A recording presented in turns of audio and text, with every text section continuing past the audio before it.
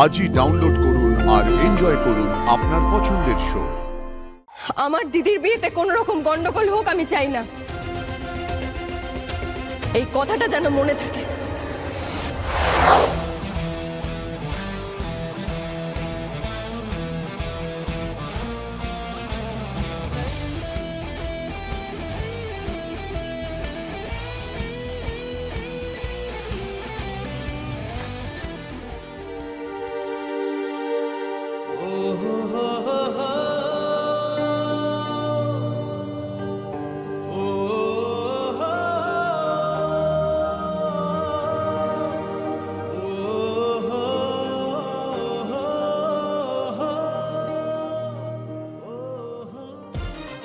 Hello ma'am, হ্যাঁ আমি আসলে ক্রেডিট কার্ড ডিপার্টমেন্ট থেকে কথা বলছিলাম। প্রতি বছর না একটা করে ওই একটা সাবমিশনের ব্যাপার থাকে একটু ডকুমেন্টসের, ওটাই বলছিলাম যে আপনারা যদি একটুখানি ওই ফর্মটা একটু সাবমিট করে দিতেন।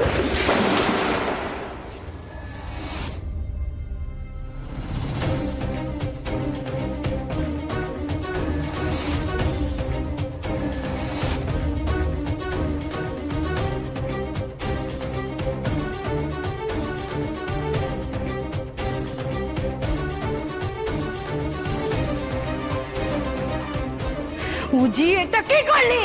এক্ষুনি যদি এগুলো বন্ধ না করিস আমি নিজে পুলিশকে গিয়ে সবকিছু বলবো।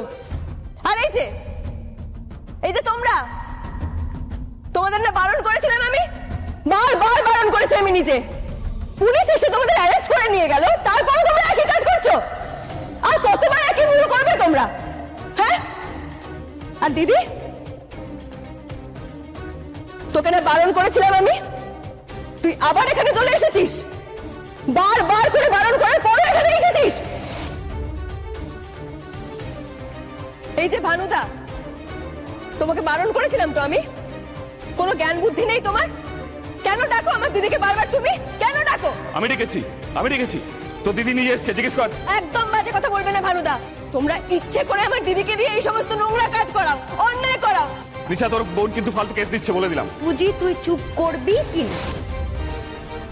দেবের দক্ষিণা দেখো ব্রাহ্মণের হয়, ব্যাসাদি বাল্মীকি মুনিগণ ইহা কয়, পাঠ ভোগ পাঠক পূজকে যত দেনা, যতকের ভোগ তাহা শোধাই দক্ষিণা। আমাকে তোমার এই আগলে রাখা, এটা আমার সারা জীবন চাই মা। তোমার কাছে আমি সারা জীবন বাচ্চা থাকতে চাই, মনে কেমন শান্তি পাই।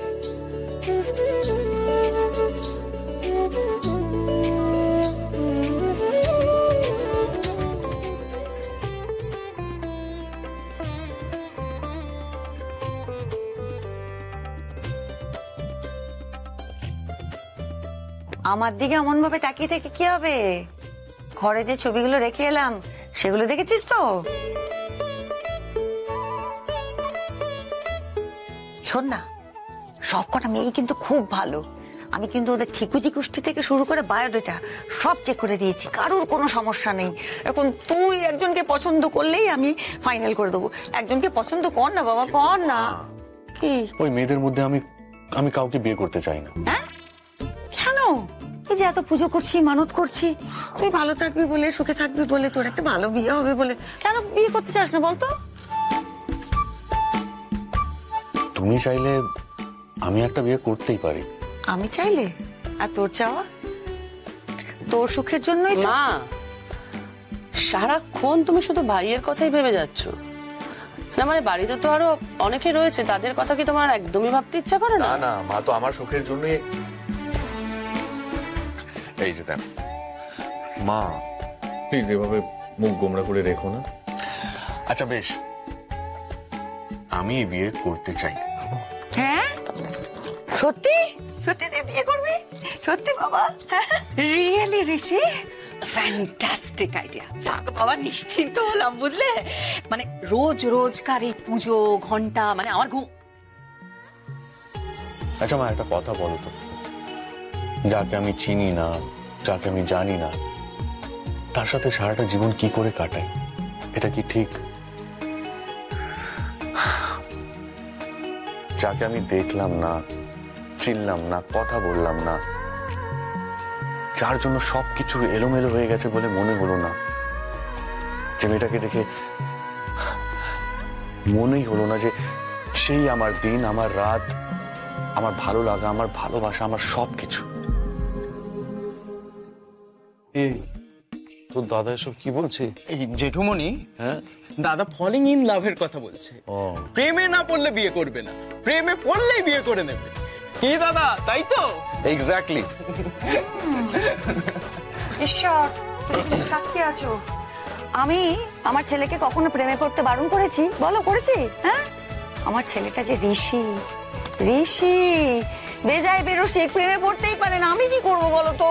ঠাকুর, এরকম একটা সুযোগ তুমি প্লিজ আমাকে দাও, আমি দেখিয়ে দেবো। তুমি কি কিছু বললে? পাগল নাকি?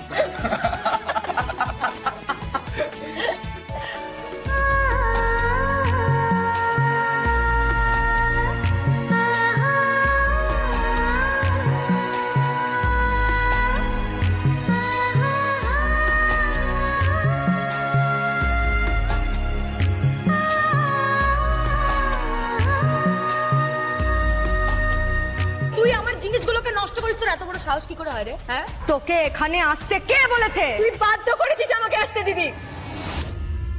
আরে আর এক সপ্তাহ পর তোর বিয়ে, তোর মাথায় নেই সেই কথাটা?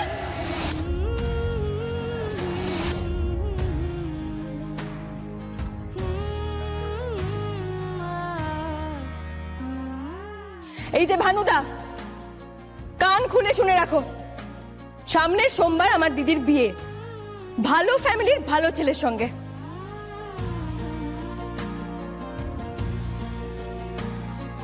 তারপর আমার দিদি একটা সুন্দর জীবন কাটাবে, একটা সুস্থ জীবন কাটাবে। এই সমস্ত নোংরামো, অনলাইন স্ক্যামিং, ক্রিমিনাল অ্যাক্টিভিটিস কিচ্ছু থাকবে না। উজি বরাবরই করবি না। আমি যা করছি ঠিক করছি, একদম ঠিক করছি দিদি। এই যে ভানুদা, আমার দিদি এই ধরনের পয়সা চায় না। আমি, বাবা, আমরা কেউ এই ধরনের পয়সা চাই না।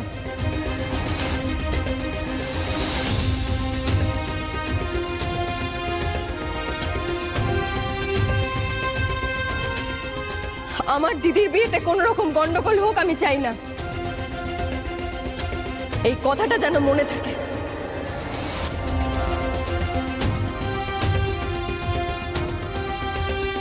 আর কোনোদিন যদি ওকে দিয়ে তুমি এই সমস্ত উল্টোপাল্টা কাজ করাও, এই সমস্ত ক্রিমিনাল অ্যাক্টিভিটিস করাও, আমার পরিবারের বদনাম করানোর চেষ্টা করো, তাহলে কিন্তু খুব খারাপ হবে।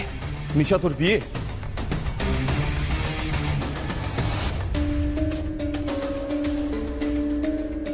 কবে ঠিক হলো? আমাকে বললি না? আমি শোন, আমি তোকে ওকে বলতে হবে কেন? আমি বলছি বিশ্বাস হচ্ছে না? আমি বললাম তোর বিয়ে, সামনের সোমবার আমার দিদির বিয়ে ভানুদা।